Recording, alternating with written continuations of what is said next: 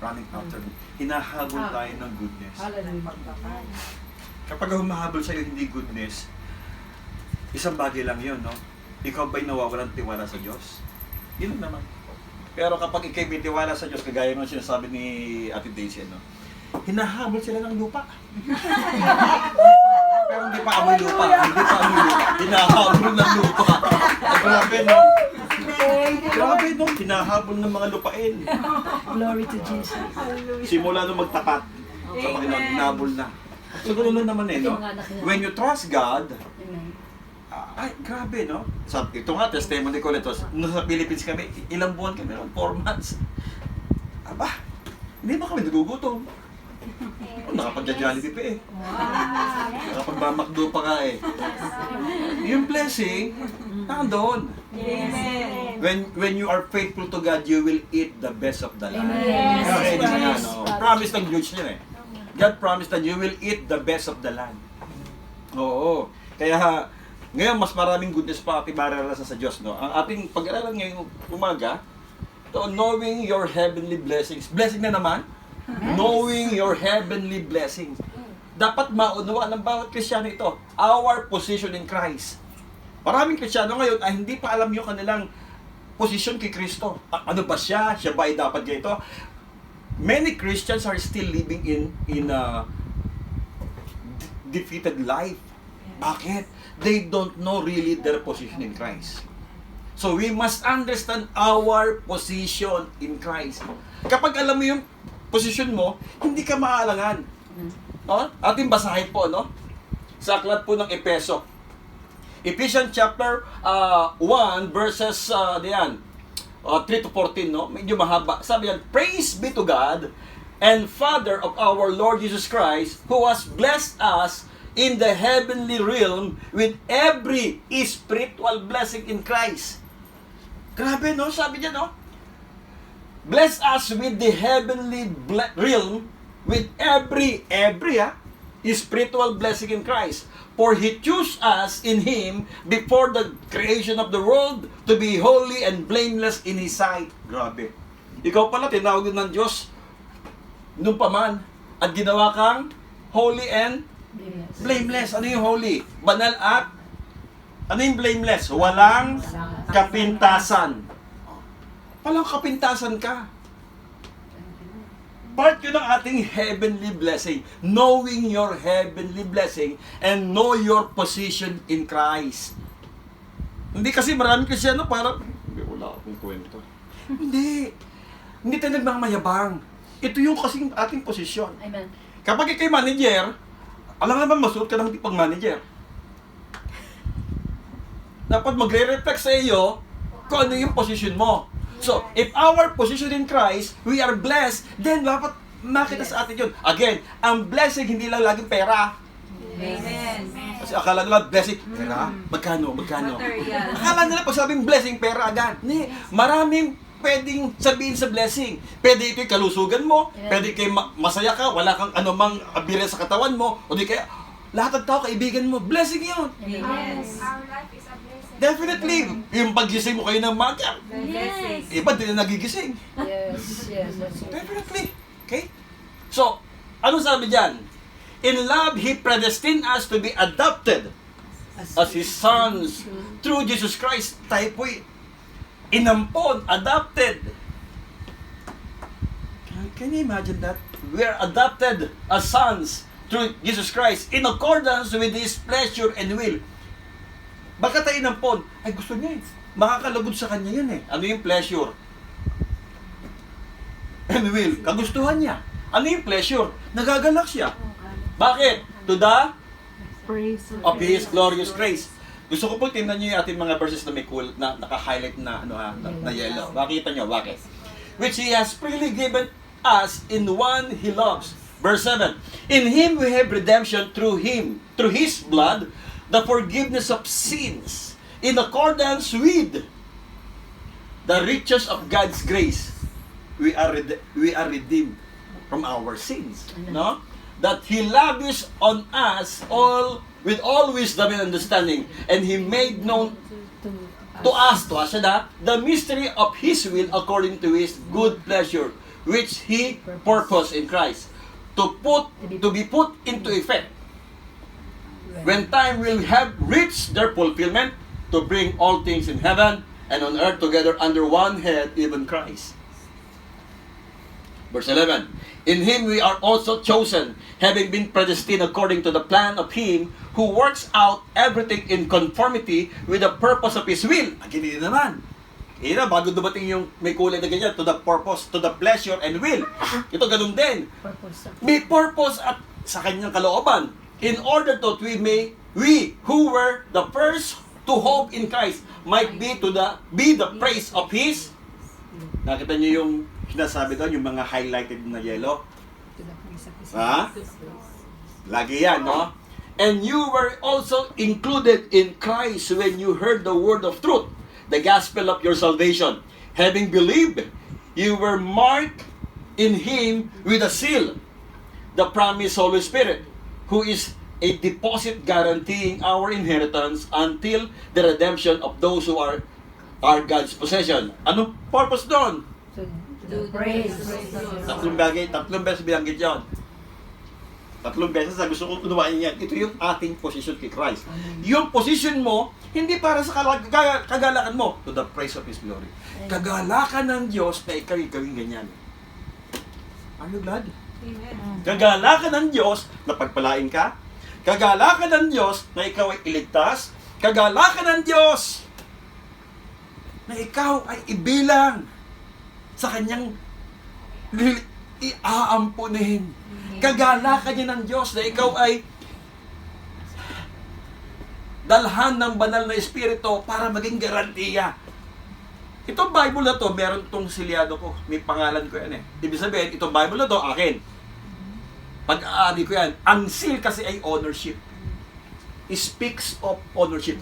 Nung ikaw ito manggap kay Jesus, nasa iyo banal na Espiritu. Pag-aari kanino? Ang Diyos. Kasi yung Holy Spirit ay seal. Sa iyo. Ginagarantiya niya. Oh, pag nakita ni Holy Spirit sa iyo, ay, akin to. Kukunin ka. Ibig sabihin, pag wala kang Holy Spirit, hindi ka kukunin ng Diyos. Okay? Maliwanag yun? Amen. Gusto ko kuduwain natin ito mabuti ha. Ito po ay our position in Christ. Knowing our heavenly blessings, no? Sabi diyan sa aking introduction, whatever I have in my house, my 2 daughters also have. Oo, hindi sila nagpapaalam pag kukuha ng pagkain sa rep. Ano ng bahay yun eh. May right sila. Ano man ang meron kami sa rep, bahala na lang kung puro tubig. Pati apo ko eh, sasabihin ng apo ko, Daddy, do we have a juice? Go there in the rep. Meron. Kasi bakit? Nakatira sila sa bahay ko. Sa bahay namin, kung ano yung meron sa bahay namin, kanila. Hindi sila nagpapaalam ng kakainin nila. Hindi sila nagmamakaawa, Mami, pwede po pagkain. Hindi sila magmamakaawa sa amin. Bakit? What I have is theirs too. Kaya din yun. Bakit? Anak ko sila eh. Kayo ba, nagdadamot sa anak niyo? Hindi. Walang isang mabuting magulang na magdadamot sa kanyang anak. Lahat ng meron yung magulang, ba't ka nagsusumikap? Para sa sarili mo o para sa kanila? Alam niyo, salamat sa inyong mga buhay ha. Kayo ay nasa Hong Kong, malayo sa inyong pamilya. Pero yung sacrifices niyo, hindi para sa inyo. Para sa kanila. Dapat maunawaan dito ng mga pamilya niyo. Na hindi tayo, tawag doon, pangit yung term ko ha, hindi tayo dumudumi ng pera dito. Pinaghihirapan yan bawat isang kuskus ng kubeta. O, di ba? Ay para sa kanila, hindi para sa atin eh. Sacrifices yun. Okay? Sabi dyan, the food in the ref are also for them. They will not ask me if they want to eat. They just go straight to the fridge and get the food because they are my daughters. I buy food, cloth, anything they want because they are my children. That's their position in my house. Pag wala kami mag-asawa, sino mamumuno? Sila. Kagaya ngayon, nadirito kami 3. Sabi ko sa apo ko, kay James, you're the only man here. Sabi ko sa apo ko, you must protect our house. Yes, Daddy. See? Bata pa yun ha, 8 taon. Sabi ko, you must protect your mama. Yes, Daddy. because you are the only man here. Oh. Hindi siya nag-ano. Ano man yung Nazaret, kakainin niya yun. Bakit? Kanya yun eh. Yung akin, kanya rin. That is our position in Christ. Kung ano yung meron kay Kristo, yun rin yun. Okay? Kung ano yung meron kay Kristo, sa'yo rin yun. Huwag tayong magmistulang parang kawawang-kawawa. Hindi tayo nagmamayabang. Our position reflects in our lives. Okay? Our position reflects in our lives. Kung ikaw ay isang presidente, nagre-reflect sa kanya yun. Kung ikaw ay isang prinsipe o prinsesa, magre-reflect sa iyo yun. Kapag magpipretend ka, it will only last how many seconds? Ang pagkukunwari, tumatagalan ng segundo. Lumalabas yung tunay. Pag ikaw nagkukunwari mabait, hindi mo namamalay, ilang segundo lang, balik na yung sungit mo. Kasi nagkukunwari ka lang. Pero kapag ikay totoo, hindi nila makikita yung kasungitan mo. Bakit? Eh, totoo, mabait ka. Yes. Hindi pwedeng magsinungaling ng Diyos. Bakit? Hindi niya karakter yon.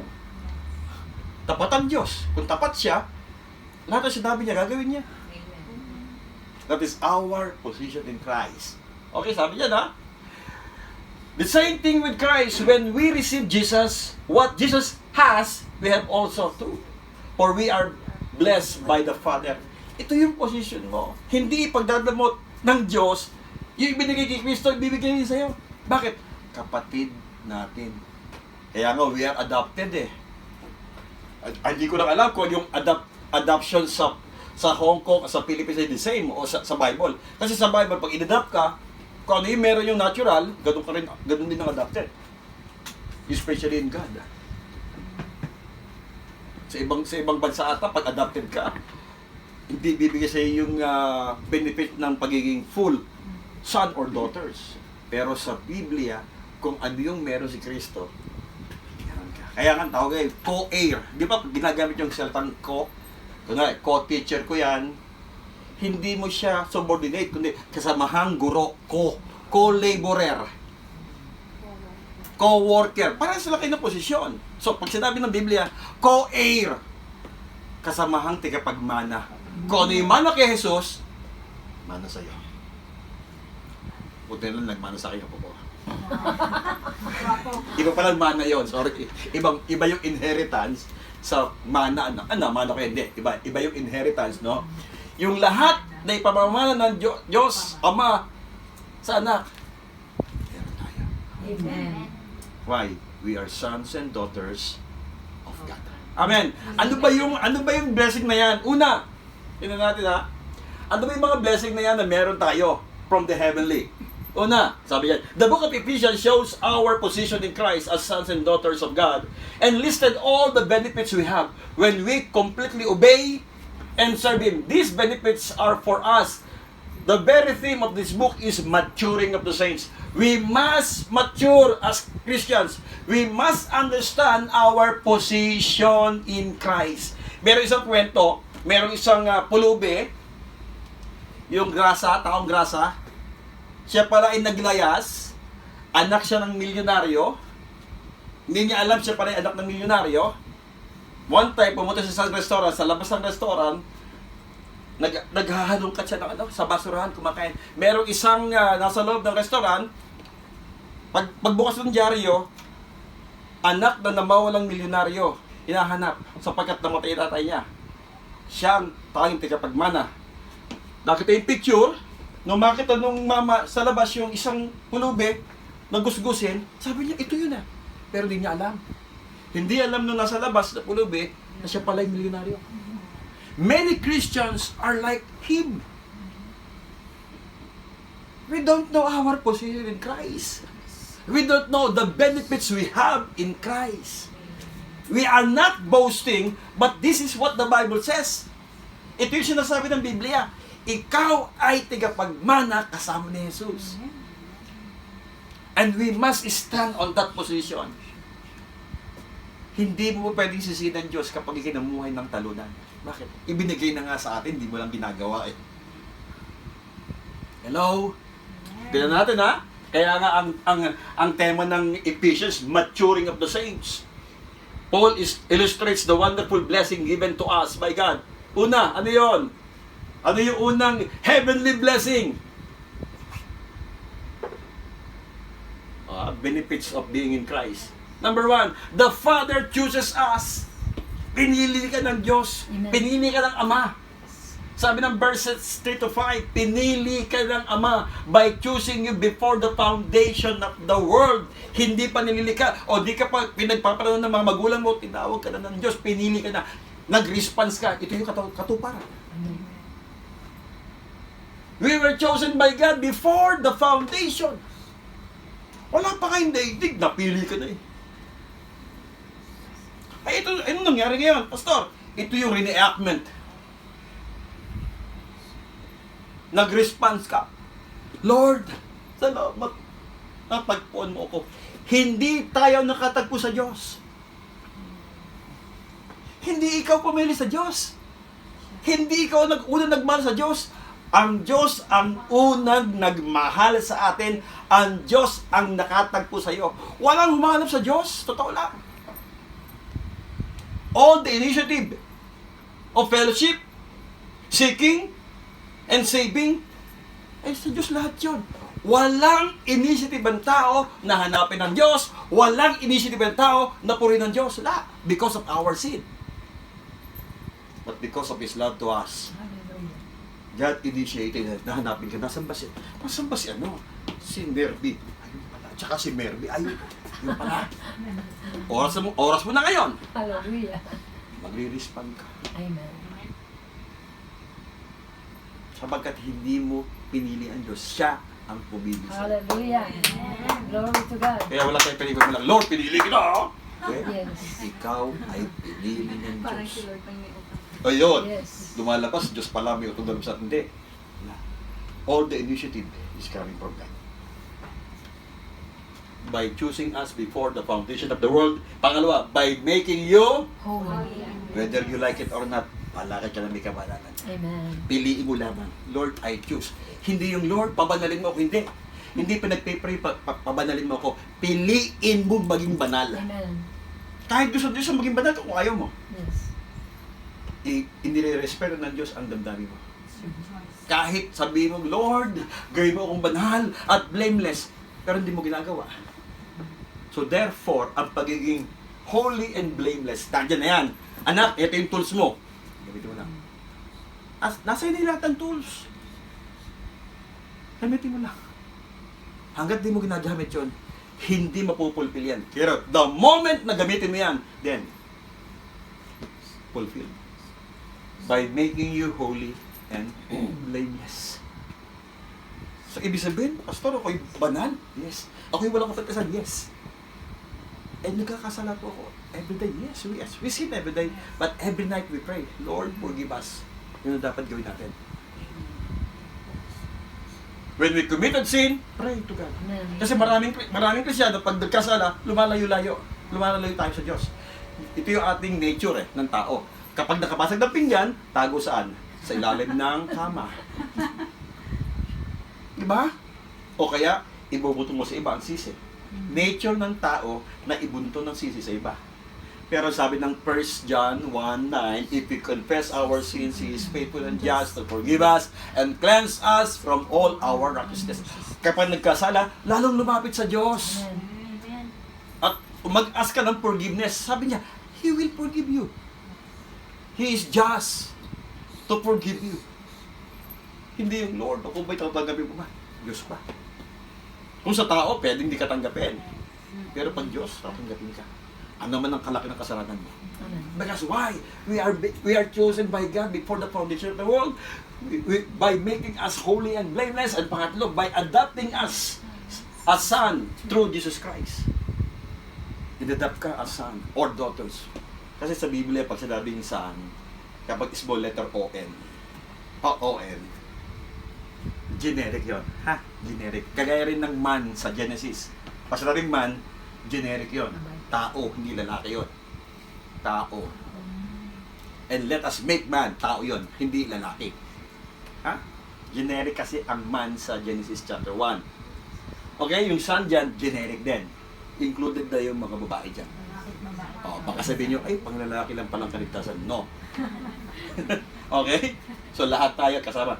Anong purpose? Bakit ako kailangan i-choose ng Lord by making me holy and blameless, by adopting me as son or daughter? Anong purpose? Anong dahilan? To the praise. Amen. Hallelujah. Kaya ka pala pinili, kaya pala ginawa kang banal at walang kapitasan, kaya ka pala inadapt para sa kaluwalhatian niya. Nalulugod ang Diyos kapag ginagawa niya. Hallelujah. Grabe yung Diyos, no? Nalulugod siya kapag pinagpapala ka. Nalulugod ang Diyos kapag ikaw ay malusog. Nalulugod ang Diyos kapag ikaw ay nagtatapat sa Kanya. Nalulugod ang Diyos kapag ikaw humingi ng tawad sa Kanya. Nalulugod siya. Bakit? Amen. To the praise of His glory. Papurihan ng kanyang kalooban. Grabe, no? Saan ka makakita ng gano'n? Meron pa ba ibang Diyos na gagawa niyan? Hallelujah. Walang ibang Diyos na gagawa niyan. Amen. Diyos lamang ang... Yung tunay na Diyos lamang ang pwedeng gumawa niyan. Sa kabila ng ating mga pagsalansan sa Kanya. Anong purpose? To the praise. Sa kaluwalhatian ko. Parang ito. Eh, Lord, ba't ko siya pinili? Eh, gusto ko maluwalhati sarili ko. Lord, kahit po nagkasala sila, kaluwalhatian ko yan. Amen.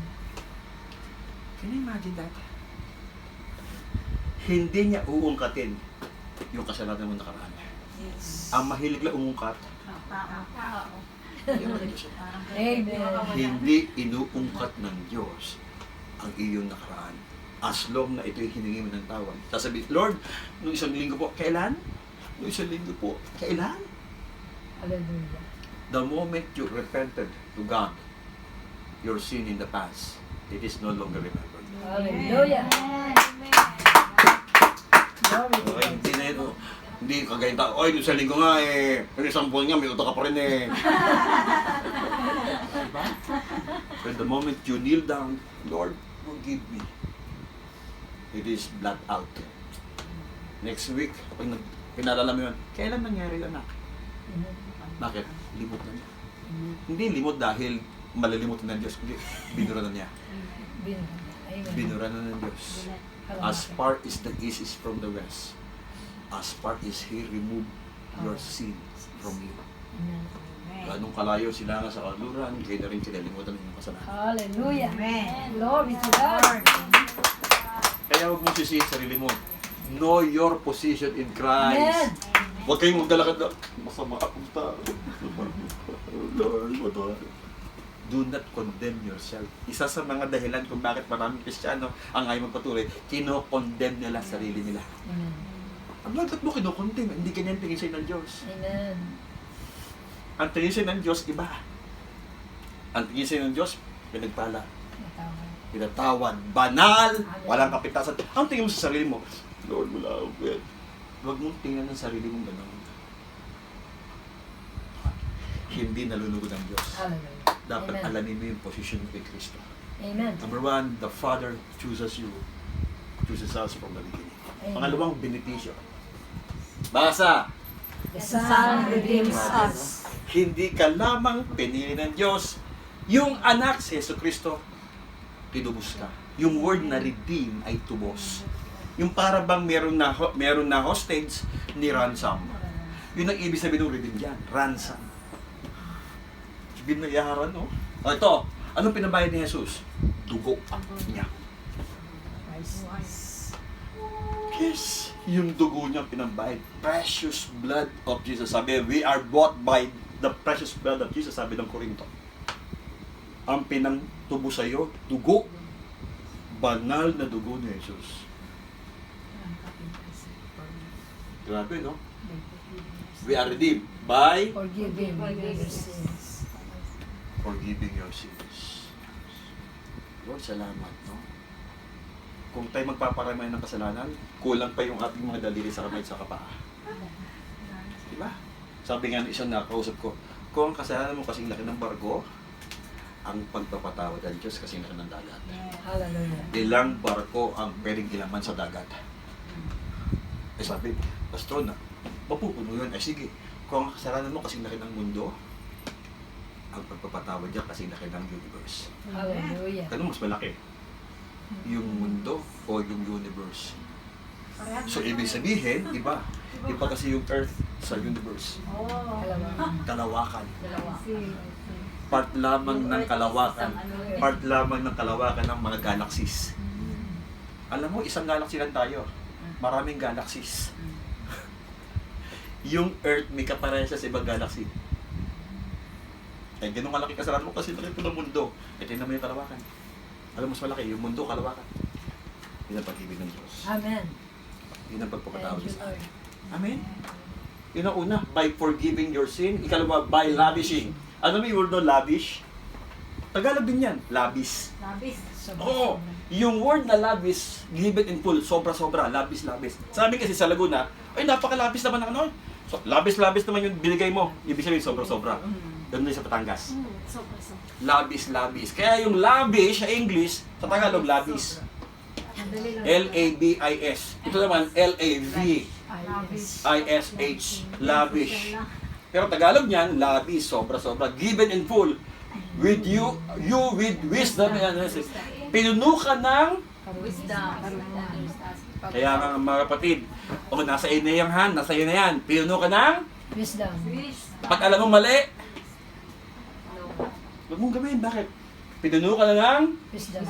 Understanding. Alam mo mali eh. Yes. Ba't gagawin mo pa? Ang pwede lang gumawa nun, yung hindi alam niya yung posisyon kay Kristo. Those Christian who doesn't know their position in Christ, pwedeng gawin yon. Pero kung alam mo yung posisyon mo kay Kristo, then therefore, God lavishing you with wisdom and understanding. Kapag nakita mo, alam mo mali, ipapahama ka, pupuntahan mo pa, masubukan kaya. Huwag mo subukan. Alam mong mali yun. Huwag mo subukan. Tandaan nyo to. Ang sin, kapag pumasok ka, mayroon lumabas. Mahirap, mabilis pumasok. Mahirap makalabas. Para kang bayawak na inaalis sa lungga. Alam niyo yung bayawak? Bago makaalis sa lungga yung bayawak, hinihila sa kanyang buntot. Napakahirap. It will take how many persons na maalis yung bayawak sa kanyang lungga. Ganun ang sinasabi yan. Mabilis pumasok sa kasalanan, ang hirap na makalabas. Marami ng koneksyon ang kasalanan. Ngayon, kung binigyan ka ng sobra-sobrang wisdom at understanding, ba't nagagawa pa natin yun? Do not try. Do not give the devil a chance. Huwag mong bigyan ang demonyo, ang si Satanas ng tsansang ang buhay mo'y kapitan. Kapag wala kang ginagawang kasalanan, pagkakamali, walang magawa sa sektan sa iyong buhay. Bakit? Wala siyang ground. Nagkakaroon lang siya ng ground kapag minahawa ka siya sa buhay mo. May nahawa ka kasi sa iyo. Kaya, sasabihin ni Satan, kaya-kaya kong ano yun yan, kontrolin. Bakit? May hawak ko sa kanya eh. Ngayon, pag wala siyang hawak sa iyo, makokontrol ka. So, hindi ka lamang tinubos, hindi ka na tinatawad, binigyan ka pa ng sobra-sobrang Wisdom. katalinuhan at pangunawa. Katalinuhan at pangunawa. Kapag binakita ka na alam mo iti mali, hindi pala pwede pahiram yung passport ko. Huwag mo ipahiram. Wisdom. Yes. Bakit? Personal mo yan. Yes. Ito yung nagiging problema sa Hong Kong. Alam niyo po, may kilala ako sa Japan Church. Bago datang sa Hong Kong, may lumapit na mga Pilipino. Hoy, tutulungan namin pa. Ano yung passport mo? Nasangkot. Nabalitaan nyo, ilang Pilipino nasangkot. Na yung kanilang ID ay ginamit. Huwag niyong gagawin yun. Wisdom. Understanding. Walang instant money. Walang instant money. Meron lang instant noodles. At instant coffee. Pero walang instant money. Pinaghihirapan yan. Kapag ang pera instant, mabilis mawala. Kapag ang pera pinaghirapan, iniingatan mo yan. Bakit? Tine-cherish mo. Bakit? Pinaghirapan mo yan. Wisdom. Hindi ka pwedeng, Lord, bakit ganun? Hindi kasalanan niya siya. Binigyan ka na nga ng wisdom eh. Binigyan ka na nga ng understanding eh. Para unawain yung mga bagay na yun. Ba't di mo ginawa? So, one of the benefits that God gave us is given us the wisdom, the full wisdom and understanding. See? Pangatlo, by giving you the privilege to know the mystery of His will. Lord, kalaban mo ba ako tumulong? Definitely. Lord, kalaban mo ba na yung kapitbahay na bahay mo sunugin ko? Hindi. Hindi kalaban ng Diyos yun. Na ikaw ay sunugin mo yung bahay ng kapitbahay mo. Lord, kalaban mo ba na yung asawa ko ganito na Hahaya ko siya mangaliwa. No, hindi kalooban ng Diyos yun. By giving you the privilege to know the mystery of His will. Lord, kalooban mo ba na ako sumumpa? Yes. Kalooban mo bang ako ay mag-aral ng salita mo? Yes. Kalooban ng Diyos yun. Amen. Yes. By Thank you. Choosing by choosing to do. to do His will. Amen. Nagbigay siya ng mystery of His will. Lord, ito pala yung kalooban mo. Gawin mo na. Amen. Binigyan ka rin ng Diyos niyan na magawa mo yung kanyang kalooban. Hindi mo kaya gawin sa sarili mo yan. Without God, we cannot do anything or everything. But we can do because of Christ who is in us. Amen? Nagagawa mo yung tumulong, nagagawa mo tumulong. Bakit? Nasa si Kristo eh. Nagagawa mo magpatawad? Yes! Bakit? Nasa si Kristo. Magagawa mong magpaloko? Hindi. Huwag kang magpapaloko. Iba yun. Huwag kang magpapaloko. Hindi kasama yan dyan. Ang kasama, magagawa mo magpatawad? Yes, because of Christ. Magagawa mo tumulong? Yes, because of Christ. You can love? Yes, because of Christ. Magagawa mo yan. Mangloko? No. Hindi nangloko si Kristo. Mandaya? Hindi nangloko si Kristo. Hindi nandaya si Kristo. So lahat ng against doon sa ginawa ni Kristo, huwag mo gagawin. Hindi yung kalooban ng Diyos. Kalooban ba ng Diyos ako ay patuloy na magpala sa pamilya ko? Yes. Eh, paano po yun? May sarili akong pamilya. Paano nanay ko? Kung kaya mong tulungan mo. Matulungan. Part yun ng honoring. Part yun ng honor your father and your mother. Kasi meron tayong kasabihan, ba't tutulungan pa yung mga magulang? May sarili ng pamilya. That is a wrong conception. Wrong conception of our belief in the Philippines na kapag may pamilya ka na, kung tulungan ang pamilya mo, may sarili na sila. Wrong. Honor your father and your mother. Part ng honoring. Yung word na honorarium, galing sa word na honor.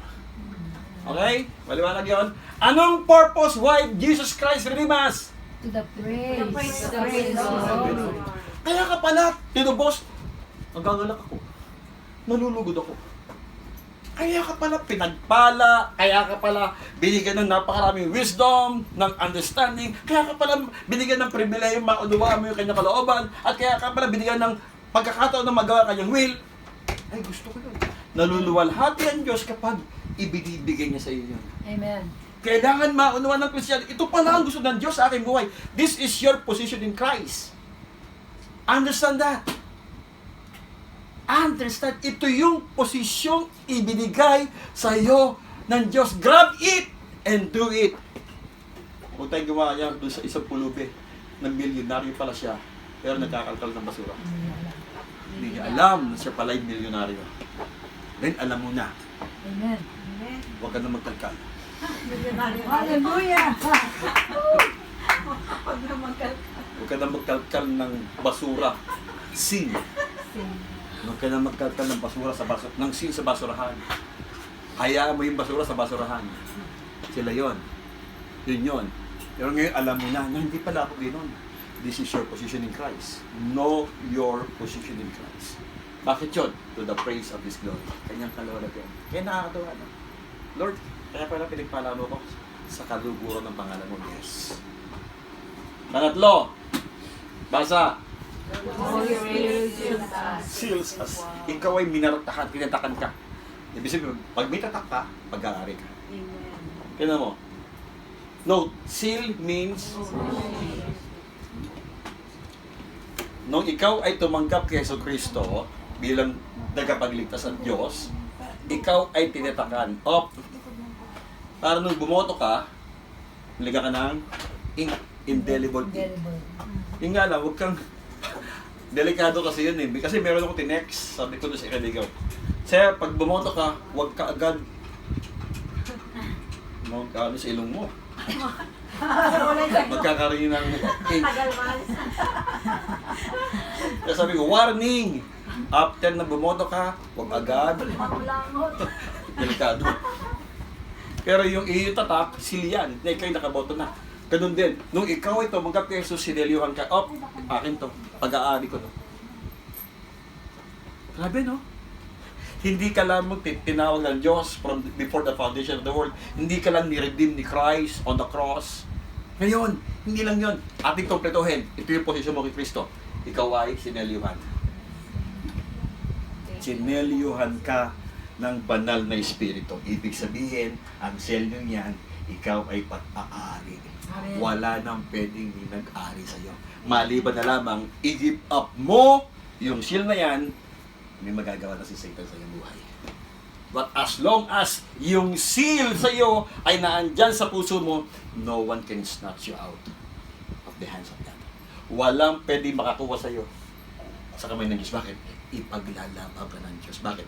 Pag-aari ka niya. Amen. Glory to God. Pag ikay may bagay na iyo, pinaglalaban mo yon.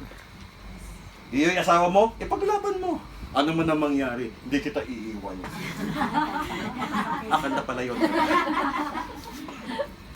Ipaglaban mo hanggang sa dulo. Ayan, ang ating. Number 1, by depositing to you the Holy Spirit. Nung tinanggap mo si Jesus, yung palang pinakamarka ay Holy Spirit. Nung tinanggap mo si Jesus, kasama ang banal na Espiritu nasa iyong puso. You receive Christ through the Holy Spirit. You receive Christ through the Holy Spirit sa pamamagitan ng banal na Espiritu. So therefore, the Holy Spirit is living in my heart. Yes, ito yung seal mo, silyado. Ito yung nagpapatunay na ikaw nga ay anak ng Diyos. At ito yung magpapatunay na ikaw ay pag-aari ng Diyos. Ito yung magpapatunay na kukunin ka ng Diyos. Bakit? Pagbalik niya, yung lamang may mga seal, Hallelujah. ang kukunin. Kaya sabi ng Ephesians 1, ang ginamit na word ay guaranteeing. Sabi niya na, in verse 14, who is deposit guaranteeing our inheritance. Kapag sana sa iyo Holy Spirit, tiyak pagmana ka. Hallelujah. Idagdag nyo by making us heir. Hindi inheritance, heir. H-E-I-R. By making us heir. Hindi ka dalawang hangin ibang air yun. Hindi hangin. Kasi maraming kasi mahangin. Ano yun? PhD. Alam niyo yung PhD? PhD. Oo. Hindi yun Doctor of Philosophy. Puro hangin ang dala. Kasi maraming Kristyano PhD. Oo. May kaya. Kayabangan. Oo. Dapat hindi tayo gano'n. Oo. PhD Huwag tayo PhD. Bago yung pastor. Oo, puro hangin ang dala. May bago na naman kanina. Dapat tayo ay palaging humble. Amen. PhD. Pwede yun. Palaging humble sa Diyos. Dapat lagi tayo. Ibang PhD tayo. Palaging humble sa Diyos. Hindi yung PhD na puro hangin ang dala. Okay? Amen. By making you as God's prophet. Amen. Dagdagin nyo by making you heir in Christ Jesus. Ginawa kang tagapagmana. Actually, ang ginamit ng Biblia, co-heir.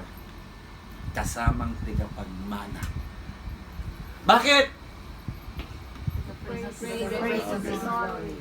Gagawin ka niyan tagapagmana kasi nalulugod siya. Tingnan mo, no? Tingnan mo yung Diyos, no? Yung iba, sa tao, kapag ikay nakasama, ay, ba't siya kasama? Dapat hindi. Diba? Ang mga tao, kapag ikay napabilang sa mga pagmamana, bibigyan naman na, ay, ba't siya nakasama? Ay, ampun lang yan. Diba? Pero ang Diyos hindi. Tuwang-tuwa siya na ipamahagi yung pamana. Tuwang-tuwa ang Diyos to the praise of His glory. Sa kalawalhatian ng kanyang karangalan.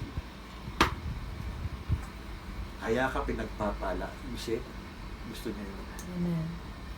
Kaya mga kapatid, know your position in Christ. Number 1, the Father chooses us from the beginning. From the beginning.